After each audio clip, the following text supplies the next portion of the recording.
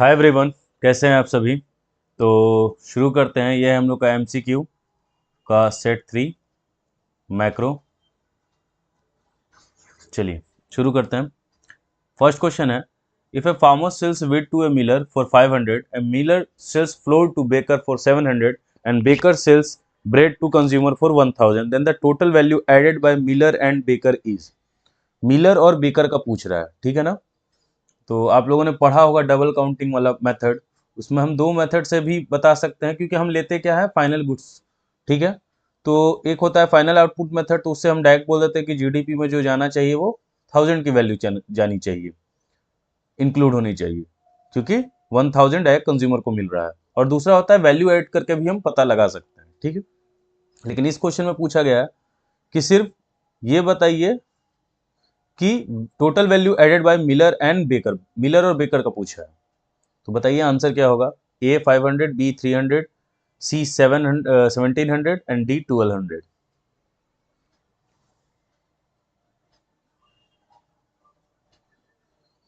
तो देखिए 500 से 700 यानी 200 की वैल्यू हुई, और 700 से 1000 300 की वैल्यू हुई।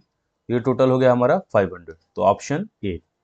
ठीक है। नेक्स्ट है, which of the following is a part of expenditure method.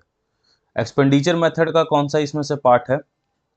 Rent and royalty, mixed income, net exports, sales.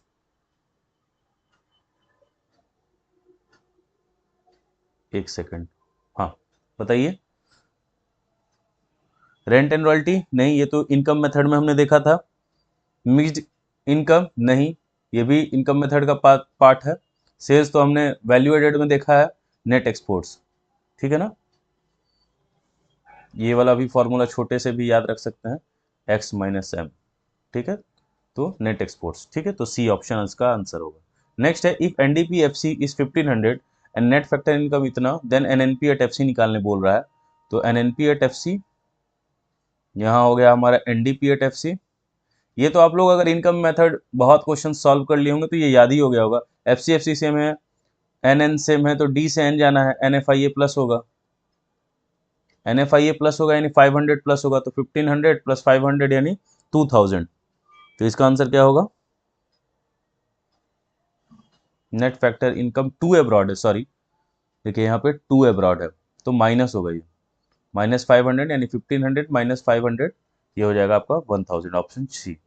देखिए थोड़ा ये याद रखिएगा, ये net factor income from abroad to abroad, to abroad है यानी माइनस होगा। नेक्स्ट है, net exports is calculated as. Net exports ये बहुत बार आप लोग के लिए इजी ही होगा। नेट एक्सपोर्ट्स किसे बोलते हैं हम, एक्स माइनस एम। एक्स क्या है, एक्सपोर्ट्स है आपका, और इम्पोर्ट, तो एक्सपोर्ट्स माइनस इम्पोर्ट, तो ये हो जाएगा आपका बी ऑप्शन। नेक्स्ट है, which of the following is included in domestic income. Domestic income में कौन सा हम इंक्लूड करते हैं, factor income from abroad, windfall games, capital gains, bonus to employees. तो डोमेस्टिक इनकम में हम बोनस जो हमने एम्प्लॉयज को दिया है वो हम ऐड करते हैं। अब्रॉड से तो जो आया है वो ऐड नहीं होगा, वो नेशनल में चला जाएगा।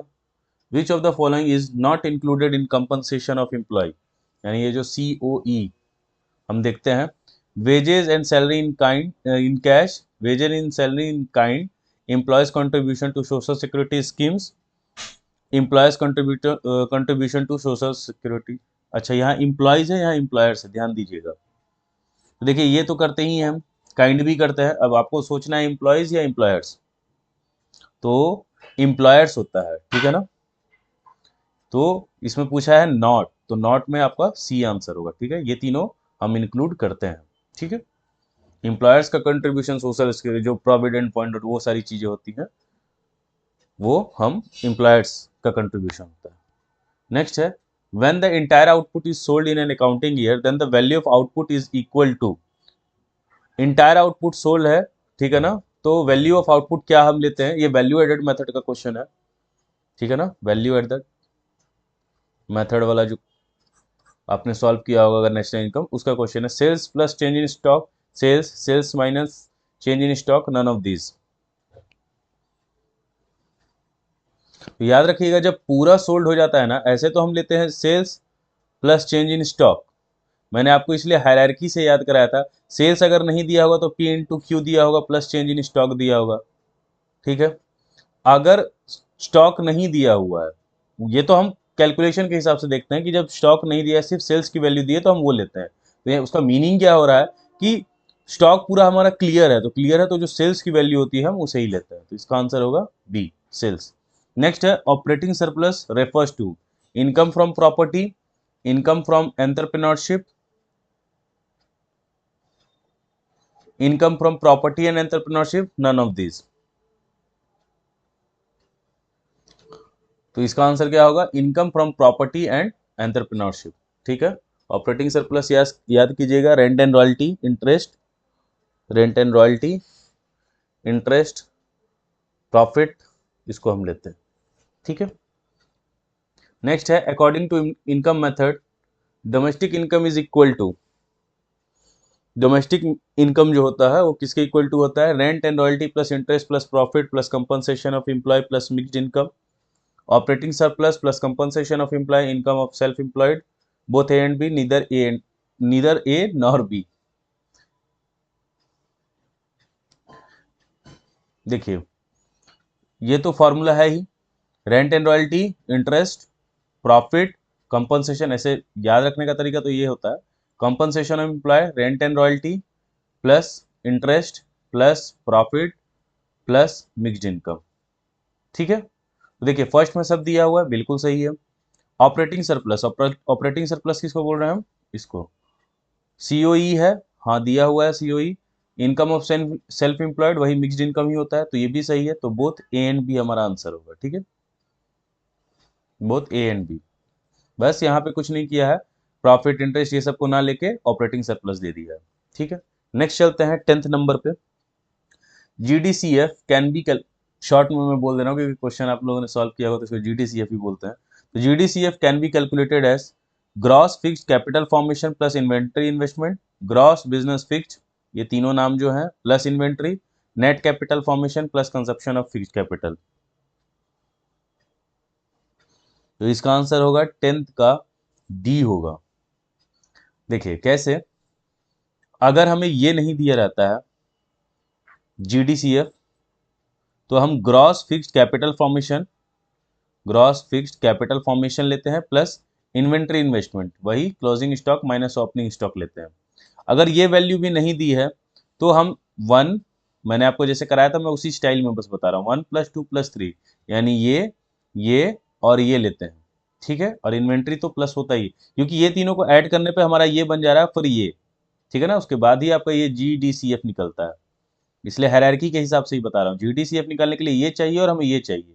अगर जीएफसीएफ नहीं दिया हुआ है तो हम 1 + 2 + 3 करेंगे तो हमें जीएफसीएफ मिल जाएगा, प्लस क्लोजिंग स्टॉक और ओपनिंग स्टॉक करेंगे, या net capital formation plus consumption of fixed capital करेंगे तब भी हमको जीडीसीएफ, क्योंकि ये ग्रॉस में नेट में दिया हुआ है तो डेप्रिसिएशन प्लस करते तो हमारा ये निकल जाता है, ठीक है। इसलिए तीनों होगा, ऑल ऑफ दिस। नेक्स्ट है brokers commission on sale and purchase of second hand goods is included in national income because it is a part of compensation of employee, it is a part of gross domestic capital formation, it is an income earned by rendering productive services, none of these. It is an income earned by rendering productive services, ठीक है ना, इसलिए brokers के commission को हम count करते हैं या इंक्लूड करते हैं नेशनल इनकम में। नेक्स्ट है national income can be calculated by 3 methods, by which method we get the maximum value of national income. तो अगर ध्यान होगा आपको तो देखिए तीनों मेथड से हमारा नेशनल इनकम एक ही आएगा, तीनों मेथड से अगर अलग अलग आता ही तो फिर तो हर मेथड में हमारा नेशनल इनकम अलग ही निकलता, ठीक है। तो तीनों मेथड से हमारा आंसर सेम ही आता है, तो all 3 methods give same value of national income, ठीक है ना, मैक्सिमम वैल्यू किसी में नहीं आती। नेक्स्ट है Piyush mother is a teacher, she also teachers Piyush, how would you treat this while calculating national income and domestic income? It will be included in the national income but not in domestic income. It will be included in domestic income but not in national income. It will be included in domestic income as well as national income. It will be neither included in domestic nor in national. आपको answer इसका बताना है, ABCD type कीजिए comment box में।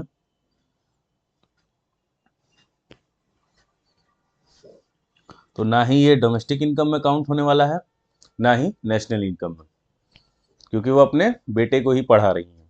ठीक है, मेरा कोई है नहीं बेटा बेटा, मैं भी पढ़ाऊंगा तो वो नेशनल इनकम में काउंट नहीं होगा। फिर जैसे आपकी मदर कुकिंग वगैरह कर रही है आपके लिए, नेशनल इनकम में काउंट नहीं होगा। ठीक है ना, क्योंकि वहाँ कोई इकोनॉमिक एक्टिविटी नहीं हो रही, पेमेंट नहीं मिल रहा है। ठीक है ना, इसलिए वो काउंट नहीं होगा। नेक्स्ट है, which of the following will be included in national income? Sale of bonds by a company, transport expenses by a firm, interest on loan paid by households to bank, none of this. Included बोला है, तो इन तीनों में अगर आपने वो सबके precautions पढ़े हैं सारे मेथड्स के, तो उसमें आपको पता चल जाएगा इन तीनों में कोई नहीं होने वाला है जो हम नेशनल इनकम में काउंट करेंगे। ठीक है ना, इसमें क्या हो रहा है, सिर्फ ट्रांसफर हो रहा है, मोबाइल नहीं हो रहा है। ठीक है ना। नेक्स्ट है, national income includes transfer income, factor income, both A and B, neither A nor B. Factor income को हम काउंट करते हैं, ना कि ट्रांसफर इनकम को, क्योंकि ट्रांसफर इनकम क्या है, उसके लिए कोई प्रोडक्टिव एक्टिविटी नहीं हो रही। जैसे मान लीजिए मैं ही हूँ, मेरा कोई बड़ा भाई अमेरिका में रह रहा है, पार्टी करने के लिए पैसा भेज दिया, तो प्रोडक्टिव एक्टिविटी नहीं हो रहा है कुछ।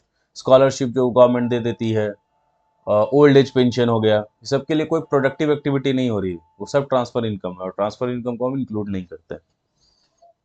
नेक्स्ट है, a growing country is one with rising GNP at constant prices, constant GNP at constant prices, rising GNP at current prices, none of this.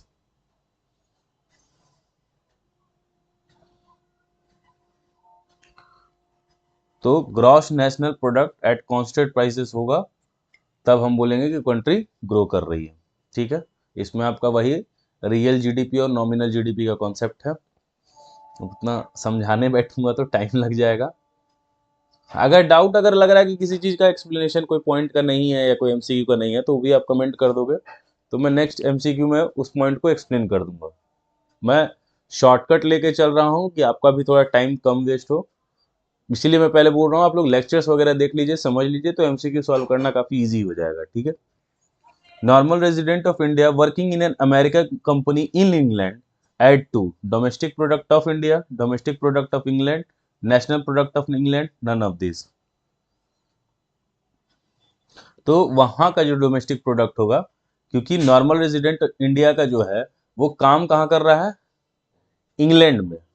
ठीक है ना, तो वहां का वो जीडीपी, वहां का जो डोमेस्टिक इनकम होगा वो राइज कर रहा होगा। ठीक है, तो बी इसका आंसर होगा, domestic product of England. Change in stock is negative when, change in stock negative कब होगा? ठीक है, यही है आपका change in stock.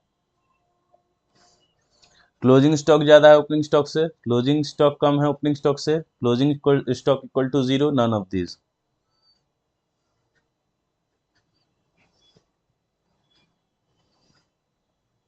Closing stock अगर ज्यादा होगा आपको किससे, ओपनिंग स्टॉक से, तो वो आपके लिए क्या है, निगेटिव वैल्यू छोड़ेगा। नेक्स्ट है, the net value added at F C of a producing unit is equal to sum of factor payments, sum of intermediate consumption, sum of final consumption, sum of intermediate and final consumption। net value at यानी NVA at FC।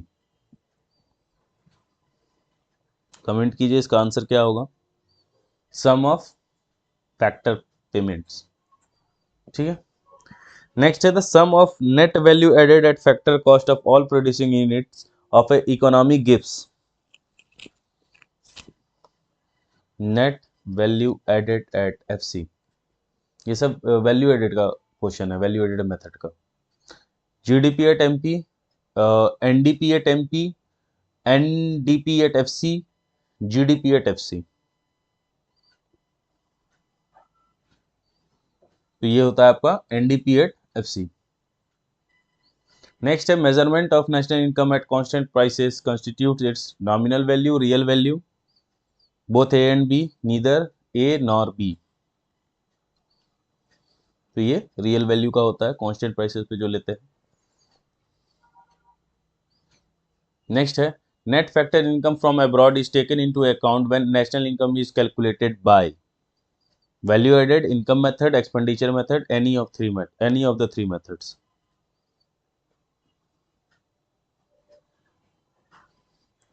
तो हम तीनों में से किसी में भी लेते हैं तो NFIA को ऐड ऑन करते हैं।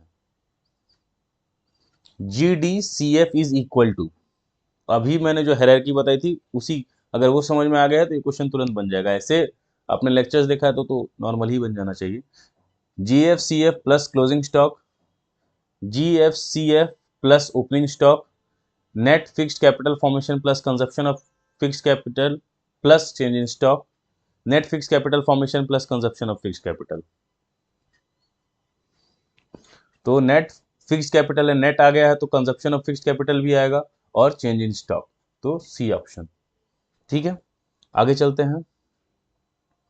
GDP at MP is equal to, GDP at MP याद करिए, नेशनल NDP एट FC होता था हमारा इनकम मेथड में, GDP एट MP होता था हमारा एक्सपेंडिचर में भी और वैल्यू एडेड में भी।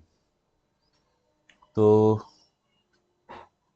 इसमें क्या क्या ऑप्शन दिया है, ये इनकम मेथड का दिया हुआ, compensation of employ plus operating surplus plus mixed income of self employed, इसमें भी वही है, plus consumption of fix capital. इसको चेंज करना होगा आपको। देखिए NDP एट FC है, हमें पूछ रहा है GDP एट MP इक्वल, ठीक है, इसको बनाना है हमें GDP एट MP। ठीक है, तो FC से पहले D से D, ठीक है, नेट से ग्रॉस जाएंगे, तो नेट से ग्रॉस जाएंगे तो डेप्रिसिएशन प्लस होगा, FC से MP पे जाएंगे तो NIT प्लस होगा। तो अब देखना है, तो कॉम्पनसेशन ऑफ एम्प्लॉय होता है, हाँ, NDP एट FC में, ऑपरेटिंग सरप्लस होता है, मिक्स्ड इनकम होता है, ये तीन तो है, ये तो ऑप्शन नहीं होगा। Plus consumption of fix capital यानी डेप्रिसिएशन प्लस हो गया, नेट इनडायरेक्ट टैक्सेस भी प्लस हो गया, ये सही है। अगला देख लेते हैं, कंपनसेशन नेट करेंट ट्रांसफर नहीं, compensation of employ net factor income नहीं, सी ऑप्शन आपका सही है, 24 का बी, सी बोल रहा हूँ, 24 का बी ऑप्शन।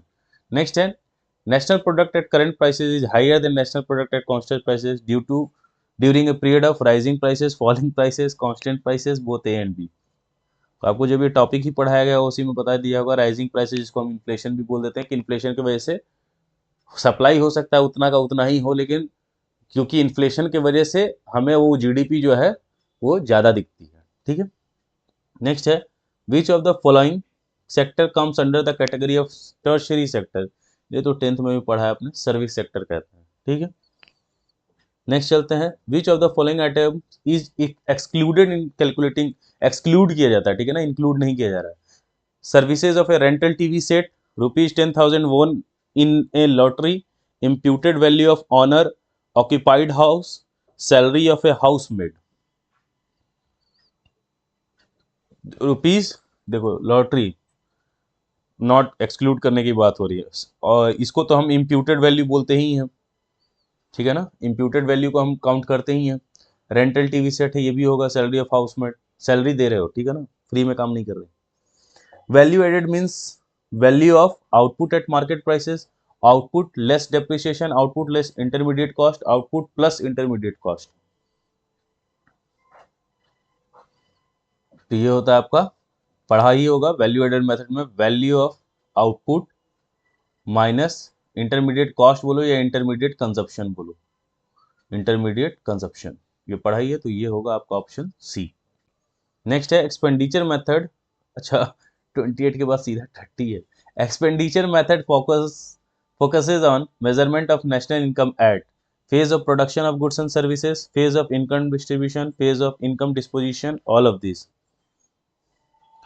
तो फेज ऑफ इनकम डिस्पोजिशन को वो फोकस करता है कौन, हमारा एक्सपेंडिचर मेथड। ठीक है, तो यहाँ पे आपका 30 क्वेश्चन का जो सीरीज था वो कंप्लीट हुआ, एक कमी है इसमें भी, पता नहीं मैंने कैसे ये 28 के बाद 30 कर दिया है। ठीक है, सो फिर मिलते हैं, मन लगा के पढ़ते रहिए, कोई दिक्कत हो तो मुझे इंस्टाग्राम पे आप मैसेज कीजिए। ठीक है, और भी सीरीज ऐसे ही आते रहेंगे, ठीक है ना। बोर्ड्स आपके पास में है, टाइम निकालिए, अगर कॉमर्स स्टूडेंट्स हैं तो अकाउंट्स, BST, इकोनॉमिक्स, तीनों पे फोकस कीजिए, ऐसा नहीं किसी पे ज़्यादा करना है किसी पे कम करना है। ठीक है, अकाउंट्स पे थोड़ा अपना न्यूमेरिकल एबिलिटी पे ध्यान दीजिए, ठीक है ना। क्वेश्चन सॉल्व होने चाहिए, 3-4 न्यूमेरिकल्स जरूर आएंगे, मिनिमम है ये, ठीक है। बीएसटी में आप केस स्टडीज पे थोड़ा फोकस कीजिए, ज़्यादातर उसमें केस स्टडीज क्वेश्चंस आएंगे, सॉल्व कीजिए उसको। और बीएसटी के लिए मैं देखता हूँ, अगर मेरे से हो पाया, अगर टाइम मिला तो मैं लेक्चर्स अपलोड करूंगा उसके भी। बट एक मैं बहुत अच्छा तरीका आपको बताता हूँ। जैसे केस स्टडीज में कोई एक केस स्टडीज पूछा है और आपसे क्वेश्चन पूछ रहा है कि ये केस स्टडीज पढ़ने के हिसाब से आप बताओ कौन सा फंक्शन ऑफ मैनेजमेंट है। तो जब तक आपको पॉइंट्स ही याद नहीं रहेंगे तो आप बताओगे कैसे। या पूछ लेगा स्टाफिंग का कौन सा मेथड यूज हुआ है, ठीक है। बहुत सारे ऐसे क्वेश्चन है। तो आपको वो सारे पॉइंट्स याद होने चाहिए। तो इसके लिए पहले आप क्या करिए ना, रात में एक छोटे छोटे चिट्स बना लीजिए चैप्टर्स के, ठीक है ना, इसमें पॉइंट्स दिए हुए हैं। रिमेंबर होगा तभी आपको वहां पे समझ में आएगा। मान लो स्टाफिंग प्रोसेस ही आपको याद नहीं है और पूछ लेगा कि इसमें से कौन सा प्रोसेस चल रहा है इसके स्टडीज में, आप कैसे बताओगे, है ना। तो पहले उन चीजों को याद कर लो, पहले समझ लो, याद कर लो। रटना तो पड़ेगा, बीएसटी में आपको रटना पड़ेगा पॉइंट्स को। रट लोगे, फिर मैं बता रहा हूं गारंटी, केस स्टडीज आएगा ना, आपको सॉल्व करने की भी, बहुत सारे क्वेश्चंस में सॉल्व करने की भी जरूरत नहीं है, आप ऐसे ही बना दोगे, एकदम इजीली बन जाएगा क्वेश्चन, ठीक है ना। लेकिन उसके लिए आपको पहले वो सारे पॉइंट्स याद करने होंगे। तो हर चैप्टर का क्या करो ना, छोटे छोटे नोट्स बना लो, ठीक है ना, एक एक पेज के, उसको थोड़ा जेब में लेके घुमा करो, जब मिल गया खोलो निकालो, एक बार रट लो, ठीक है। तभी हो पाएगा आपका बीएसटी, ठीक है। इकोनॉमिक्स में तो जितनी चीजें अपलोड हो ही रही हैं, काम हो जाना चाहिए आपका। फिर भी अगर लग रहा है कि नहीं सर ये चीज करवा दो या ये चीज फिर से बता दो, तो आप मेरे को मैसेज करना, मैं जरूर एक्सप्लेन कर दूंगा, ठीक है। तो फिर मिलते हैं, बाय, गुड नाइट।